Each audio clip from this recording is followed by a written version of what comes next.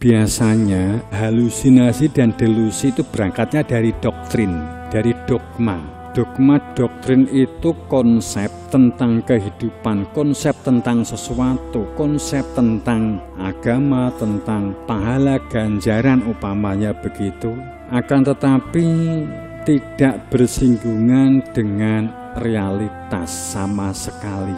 Sing ngomong ya ora tau roh, sing diomongi apa meneh. Sing ngomong ya kudu percaya, sing diomongi ya kudu luwih percaya. Paling enggak kowe percaya karo sing ngomong, kan ngono. Kowe nek salat mlebu surga, entuk widodari. Kowe nek gak salat mlebu neraka. Secara fakta saya tidak pernah tahu nek kowe gak salat apa ya mlebu neraka, nek kowe salat apa ya mlebu surga. Kan gitu. Tapi saya ngomong, ayo salat supaya kowe padha mlebu surga kabeh. Terus Pak Yai nek kula mboten salat kowe ndek neraka. Kowe takok, Pak Yai sudah pernah orang yang salat masuk surga. Pak Yai sudah pernah melihat orang yang tidak salat itu masuk neraka. Kan begitu.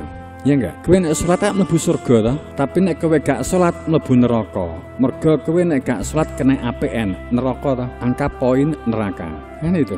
Ya karek neraka niku definisine. Jadikan sabar wasta'inu, jadikan sabar dan salat menjadi penolong hidupmu. Jadikan salat, ada dasarnya, ada pijakannya. Apakah Allah mengajarkan supaya kita berhalusinasi dan berdelusi? Bahwa apakah pada saat opon di utekmu, opon di pikiranmu, saat kowe ki sabar kalau sholat maka kamu akan dapat pertolongan. Contoh saja, kalau kamu gegebel utang, maka kalau kamu sabar dan kamu sholat maka utangnya kesaur ndak? Upamanya kamu itu nggak duwe sangu, bingung sangu, mau beli kaos, mau beli CD celana dalam, orang iso tuku, bingung, mergo entek CD-ne kabur kena angin, upamanya ngono. Terus menggunakan rumus ayat ini, jadikan sabar dan sholat sebagai penolongmu. Kemudian kowe sabar, kemudian kowe sholat, selonone teko dhewe, begitu.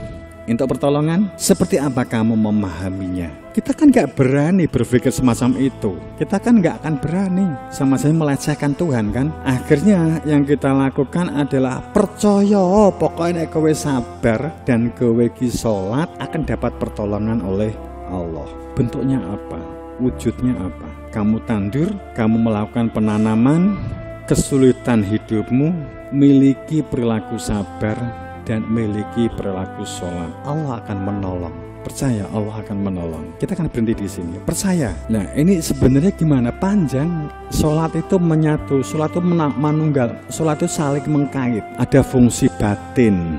Ada fungsi batin, kehadiran Tuhan, fungsi otak sambung dengan hati, mata mengamati, telinga menyimak. Cluenya ini kira-kira sudah temu. Kalau kamu kesulitan tentang tanaman itu untuk menjadi baik, kalau kamu sholat, kalau kamu sadar hatimu ada kehadiran Tuhan, kamu mutlak, berarti kamu fakir. Saat kamu ada kehadiran Tuhan, kamu sadar kamu nggak bisa apa-apa, bukan siapa-siapa. Semua bentuk ego, semua bentuk keakuan dan perilaku-perilaku nafsu ditanggalkan. Sehingga perilakunya yang kita lakukan adalah dalam kesadaran kehadiran Tuhan. Sehingga dikatakan bahwa kamu berbuat karena Tuhan sendiri, karena kamu sadar. Tanpa dengan Dia yang telah dihadirkan di dalam hati, nyatanya kita nggak bisa apa-apa. Kemudian kamu sadar Allah telah memberikan telinga untuk memiliki kemampuan menyimak, dan Allah telah memberikan mata untuk menjadi pengamat, mencermati keadaan dan situasi, dan Allah memberikan utek untuk digunakan berpikir secara baik untuk mencari strategi dan solusi, dan kita diberi kaki untuk bergerak. Saat orang itu menjalankan sholat, semuanya nyambung, semuanya nyatu. Sabar itu mau memaksa dirinya. Hal-hal yang menghalangi untuk terwujudnya perbuatan kebaikan tentang ego, tentang nafsu, tentang keakuan itu dihilangkan. Kita sabar, sabar. Sudah bisa berpikir? Cluenya sudah ketemu kan? Berarti kalau ada masalah yang kamu hadapi, jika memang sabar dan sholat menjadi penolongmu, dengan sholat berarti ada tujuan hidup. Di dalam hati nurani ada kehadiran Tuhan, itulah tujuanmu. Dengan adanya kehadiran, kamu sadar bukan siapa-siapa dan bukan apa-apa. Allah telah memberikan semua potensi yang menyertai hidupmu. Maka kamu bisa komunikasi.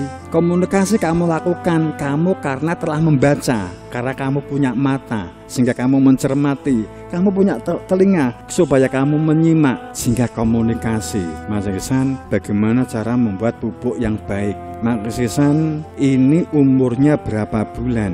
Tapi kalau orang yang tidak ada kehadiran egonya, maka komunikatif tidak terjadi. Bisa jadi komunikasi tapi tidak komunikatif karena komunikasinya masih membawa ego.